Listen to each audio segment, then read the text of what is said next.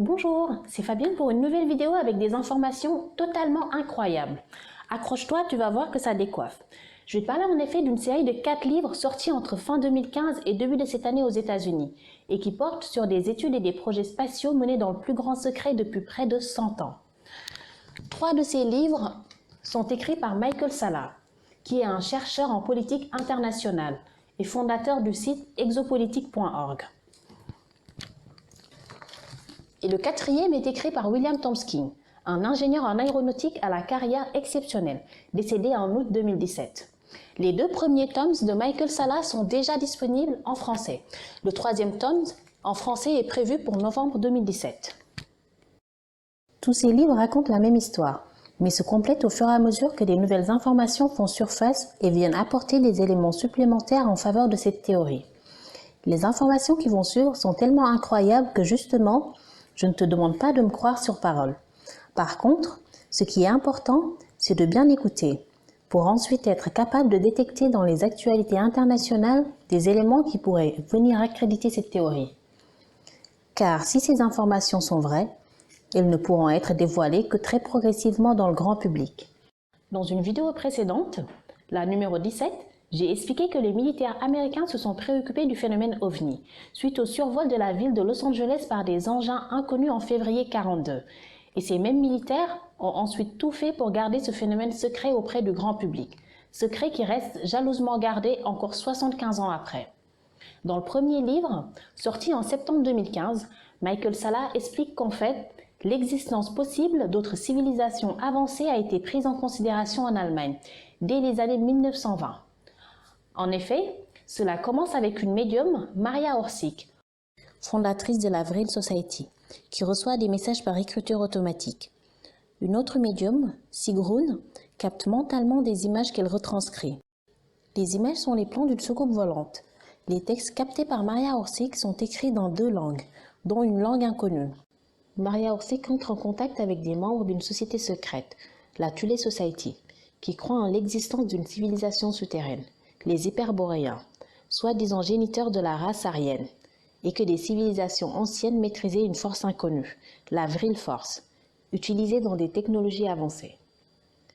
La Thule Society sera à l'origine de la création du parti nazi. Les experts de la Thule Society arrivent à déterminer que la langue inconnue est du sumérien ancien et à faire traduire les textes qui sont des explications techniques des schémas captés par Sigrun. Ceux qui envoient les messages télépathiques disent provenir de l'étoile Aldébaran, et l'auteur Michael Salla dénomme ce groupe les Nordiques. Un professeur de l'université de Munich, le Dr Winfried Schumann, à la tête du laboratoire d'électrophysique, spécialiste de la physique des plasmas, pense que l'engin est réalisable et commence une collaboration avec la Vril Society. Ce professeur Schumann a donné son nom à la résonance de Schumann, qui est aussi la fréquence des ondes cérébrales. 2 équipes différentes travaillent séparément sur le sujet. D'une part, l'équipe de Maria Orsic, dans un but pacifique, et bientôt une équipe aux ordres du régime nazi, dans le but de créer de nouvelles armes invincibles. Au sein de ces 2e équipes, travaille à partir de 1934 Victor Schauberger, inventeur autrichien connu pour ses travaux sur les vortex et le développement d'un premier engin appelé Repulsine. Il faut croire que des prototypes ont réussi à voler dès les années 1930. Car un épisode très important arrive en 1933 au nord de l'Italie. En effet, une soucoupe de provenance inconnue s'écrase en territoire italien le 13 juin 1933. Un groupe secret, le RS-33, est créé par Mussolini pour enquêter avec l'inventeur Marconi à sa tête. Voici quelques documents qui ont fuité sur le net.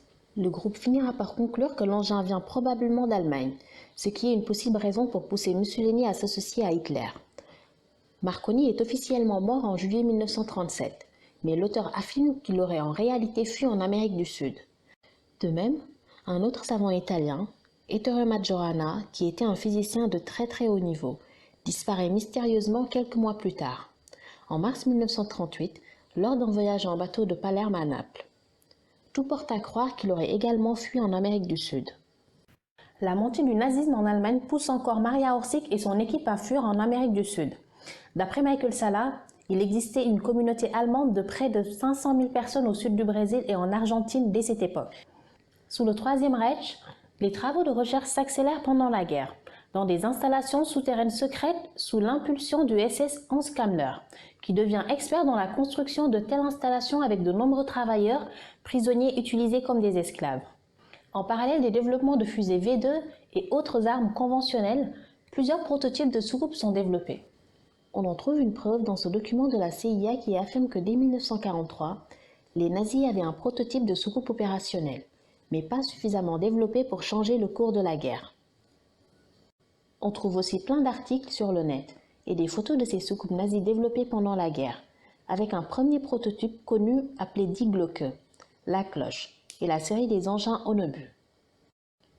Selon Michael Salla, les Allemands comprennent que la guerre est perdue au moment du débarquement en juin 1944 et décident de redéployer leurs recherches les plus secrètes en Amérique du Sud, mais surtout en Antarctique. Dans le troisième tome, on y trouve même un document accessible directement sur le site de la CIA.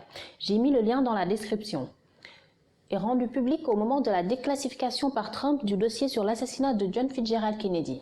Ce document exceptionnel indique que Hitler n'est pas mort dans son bunker en 1945, comme l'indique l'histoire officielle, mais que la CIA aurait retrouvé sa trace en Colombie en 1955.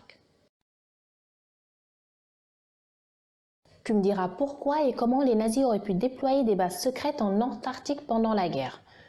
Et c'est là que l'histoire devient encore plus incroyable. Tu trouveras tous les détails dans ce livre de Michael Salla sorti il y a 6 mois, Antarctica Hidden History. C'est celui-là qui sort en français en novembre. Pour faire court, en plus des contacts que Maria Orsic avait avec cette civilisation qui se dit d'Aldébaran et qui lui aurait transmis les messages en sumérien ancien, les nazis auraient été contactés par une autre race, très dominatrice, les Dracos de la famille des reptiliens. Et les Dracos auraient indiqué aux nazis où installer des bases secrètes en Antarctique, sous la glace et accessibles uniquement par sous-marin. Bon, ok, je sais, ça paraît complètement dingue. Je suis d'accord, mais c'est pas fini. L'Antarctique a été découvert en 1819 et le pôle sud a été atteint en 1911 après plusieurs expéditions.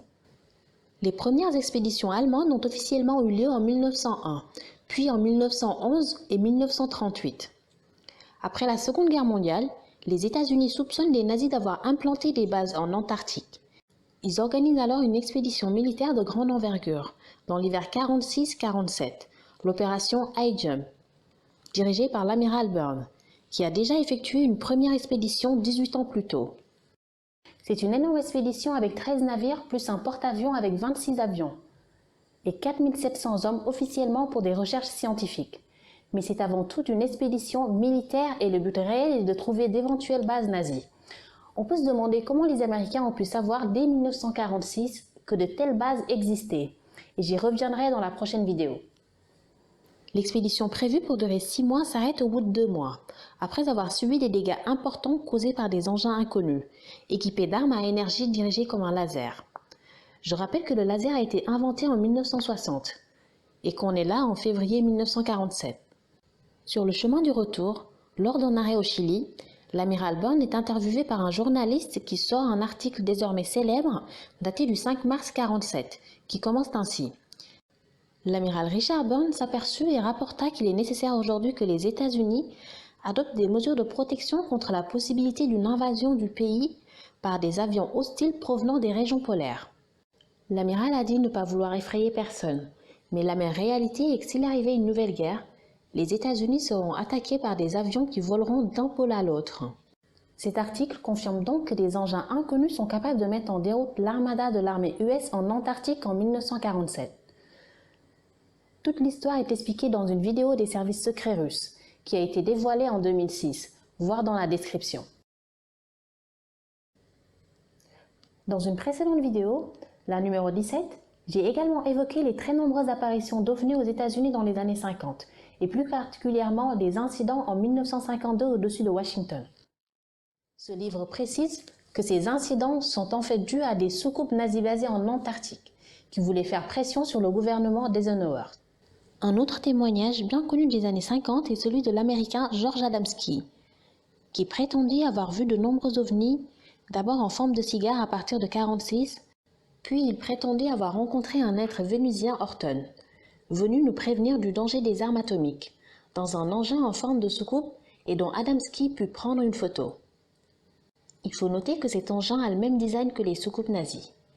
L'hypothèse retenue est que ce visiteur fait partie de l'équipe de Maria Orsic ou du groupe des Nordiques.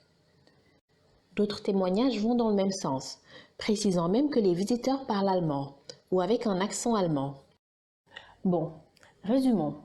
Pendant la Seconde Guerre mondiale, 2 groupes issus d'Allemagne ont migré en Amérique du Sud ou en Antarctique pour créer des bases secrètes et développer des soucoupes volantes aux caractéristiques de vol extraordinaires. Le premier groupe est un groupe pacifique, en contact à l'origine avec une civilisation qui se dit d'Aldébaran, les Nordiques. Il est fort possible qu'il soit à l'origine des rencontres avec George Adamski et d'autres témoins de rencontres pacifiques. Le second groupe est issu des nazis, en contact avec une race dominatrice, les Dracos. À partir des années 1950, le second groupe intervient sur le sol US pour faire pression sur le gouvernement. Mais pour obtenir quoi en fait? Eh bien, tu le sauras en regardant la prochaine vidéo. En attendant, n'hésite pas à chercher par toi-même sur le net des compléments à tout ce que je viens de te raconter, y compris dans les autres vidéos de la chaîne. N'hésite pas non plus à liker cette vidéo, à la diffuser à tes amis, voire à soutenir la chaîne avec le lien dans la description. Je te dis à bientôt pour de nouvelles vidéos.